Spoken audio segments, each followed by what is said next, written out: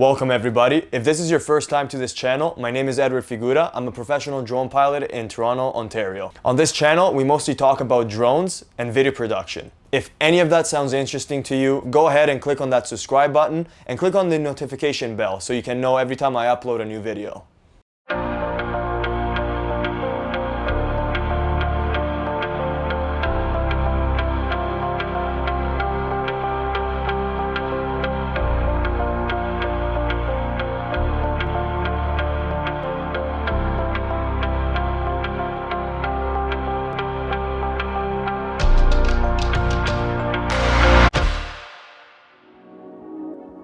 It has been over 2 years since the most exciting drone has been released, the DJI Mavic 2 Pro. 2 years down the line, is it still worth the money? As a professional drone pilot, I believe it has, which is why I wanted to give you guys 30 reasons why I think the DJI Mavic 2 Pro is still the best drone for either beginner or expert pilots. So yes, I came up with 30 reasons why I believe the DJI Mavic 2 Pro not only holds its value in 2020, but still beats most consumer drones, even leading into 2021.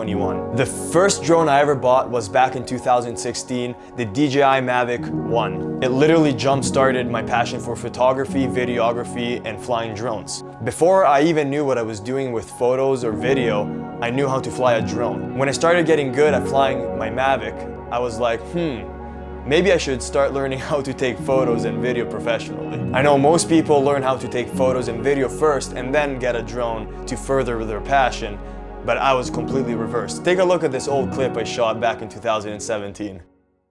And I know times like this, you just take it slow. Fall asleep in the pillows. She got my heart in a chokehold.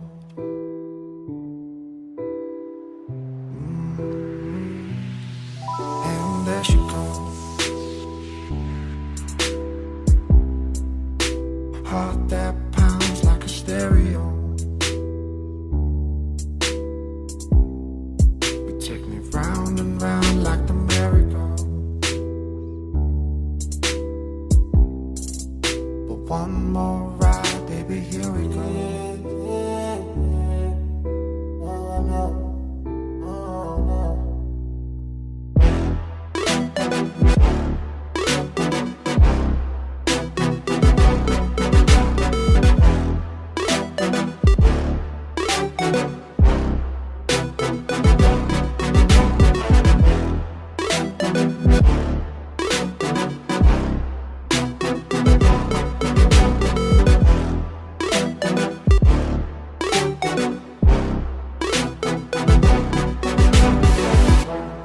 So as soon as the DJI Mavic 2 Pro hit the market, I immediately bought that because even though the DJI Mavic 1 was great and all, it couldn't be used professionally, and that's what I want to talk about today.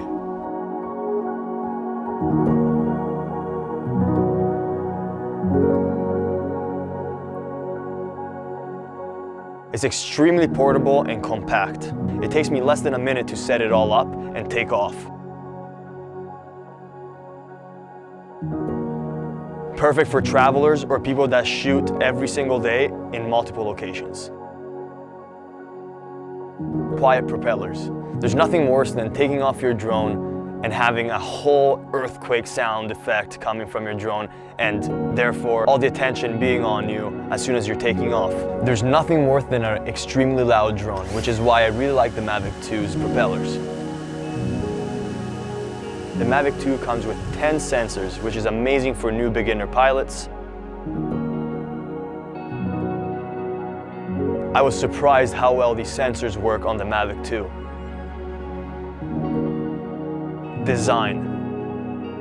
Do I really need to go deep into that? This is a sexy drone. The Mavic's internal storage. If you don't want to go ahead and buy a whole new $60 64 gigabyte micro SD card, the good news is that the Mavic 2 comes with internal storage for up to 8 gigabytes of storage, which can be life-saving if you run out of your SD card storage. Hasselblad camera. This camera is amazing. It shows video in its true color and has beautiful dynamic range. CMOS sensor. This is a 1-inch sensor inside your Mavic Hasselblad camera, and it produces beautiful imagery, including 20 million pixels for photos and better low light performance in both video and photography. The problem the DJI Mavic 1 had is that the only way to expose your picture properly was by changing the shutter speed or the ISO. On the DJI Mavic 2, you're able to adjust your aperture from 2.8 all the way to f11, allowing you to perfectly expose your image for breathtaking images. Your Mavic is able to shoot in 10-bit RAW. This is a flat picture profile that your Mavic is able to shoot in. This is a picture profile that high-end production companies use in order to bring out the most color out of their cameras. The fact that a drone is able to shoot in D-Log-M is pretty mind-blowing. The Mavic 2 is able to shoot in RAW and HDR. The RAW format for the DJI Mavic 2 Pro is DNG, which in my opinion is much better than RAW for Sony's. It is quite crazy to see how much highlights I'm able to pull down and up on this drone. Something to keep in mind though, which is not a deal breaker at all, is when you're shooting in HDR on your Mavic, it saves the file as a JPEG and not as a DNG. But because the shot was already taken in high dynamic range, there's probably not much editing you have to do in post-production. When you're shooting video on the Mavic 2, you're able to switch between full field of view or high quality. Both these features shoot in 3840 by 2160, at 24 to 30 frames per second. However, the full field of view gives you a slight wider image in case you need it. The only downside that comes with full field of view is when you zoom into the image, you can clearly see that it is way lower quality. This is still not perfect, but the OcuSync 2.0 is way better than the Mavic 1's OcuSync. Probably one of the most important features about the Mavic is the connectivity between the drone itself and the remote controller. And OcuSync 2.0 does a way better job than the previous one did. Of course, always have visual line of sight with your drone. You should not be flying without visual line of sight. The smart batteries. These batteries are way better than the previous generation drones as they have more power and they're way smarter than the previous ones. One thing I have noticed though, and I'm pretty biased because I fly a lot. I have 8 batteries that I go through in one day. They do swell up if you do charge them right after a flight. Wait at least 6 hours before you charge your batteries after use. In my experience, charging a battery right after flying will result in the battery swelling.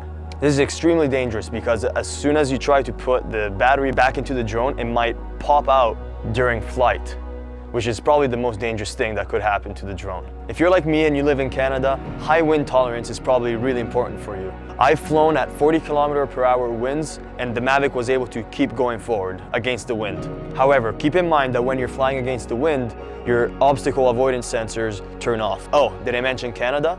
Low temperature tolerance. I was shooting in Edmonton, Alberta with minus 40 degrees Celsius and the batteries were fine. They lasted around 10 minutes less than they would in normal weather. The only concern was my phone. At the time it was my iPhone 8. It kept crashing on me, which is why I thank myself for always keeping line of sight because my phone would crash, it wouldn't turn on again, but having the drone in sight, I could still pilot it back to the home point. The landing lights. This is extremely convenient when you're shooting at night, which I do not recommend unless you have your R-Pass. These lights are extremely convenient when you're shooting at night, both for taking off and landing, making sure that your drone lands safely every single time. Speaking of landing, precision landing. In my experience, 8 out of 10 times the Mavic 2 returns to the home point precisely the way it took off. However, it is worth mentioning that those 2 out of 8 times that it doesn't land precisely on the home point, it's not just a couple of centimeters off, it's actually a whole couple of meters off, which can be quite dangerous, so keep that in mind. Try to land manually if you can. The Mavic 2 now comes with the feature of upwards gimbal tilt. This is amazing because now you can shoot aerial video or photo with an angle tilted up. And of course, DJI thought it through and made sure that the propellers do not get in the shot every single time. I'm extremely impressed with that. Your remote controller. The Mavic 2 remote controller comes with detachable sticks, which is great for portability. However, if you use your drone every single day and you're unscrewing and screwing back the sticks every single day, this can consume your drone, which may result in uncalibrated remote controller. What this means is that your remote controller won't let you take off unless the remote controller is perfectly calibrated. It took me a while to figure this one out, but if you check the video in the top corner here, I go deep into how to fix this issue. This is my favorite feature of the Mavic 2 Pro, is the intelligent flight modes. If you check this video right here, I cover every single flight mode the Mavic 2 has in detail. Waypoints 2.0. This can be considered as part of all intelligent flight modes. However, it is much more complicated, which is why I made a separate video about that, and you can find it right here to learn exactly how to use Waypoints 2.0. The ND filter compatibility. My personal setup, I have neutral density filter number 4 all the way up to 32, which is extremely beneficial when I'm trying to shoot in long exposure or doing hyperlapses. And by the way, if you want to learn how to do a hyperlapse, click on the video right here and I go in depth on how to shoot all intelligent flight modes. The 8-kilometer horizontal range. Not that you'll ever need to fly that far, but it is reassuring to know that your Mavic is able to go so far that your eyes can't see it anymore. Yes, this drone goes up to 72 kilometers per hour.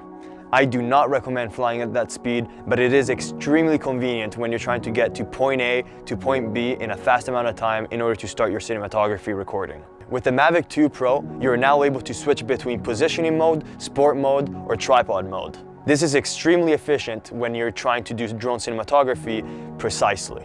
It is very convenient to be able to go in sport mode to get quickly to your A point, and then switching to tripod mode to take that nice and beautiful steady shot, and then back to positioning mode to quickly change the angle, then back to tripod mode to get that perfect shot again. The propeller durability. I've had my Mavic 2 Pro for 2 whole years and I haven't changed my propellers once. I'm extremely confident in this drone and its flying ability. Longevity. It still works. The only issue that the Mavic 2 has ever given me was the uncalibrated controller, which by the way, I can link right here to show you how to fix that issue in no time.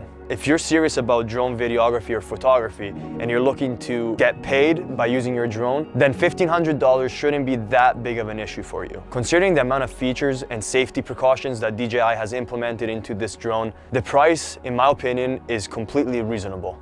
As always, if you think I've missed anything, do not hesitate to leave a comment down below. The only way for me to grow and improve is through your guys' feedback. So thank you so much for you guys who have watched until this very point. Drop a like for the YouTube algorithm and subscribe to my channel for more content of this kind. Happy flying and stay safe out there, guys. Peace.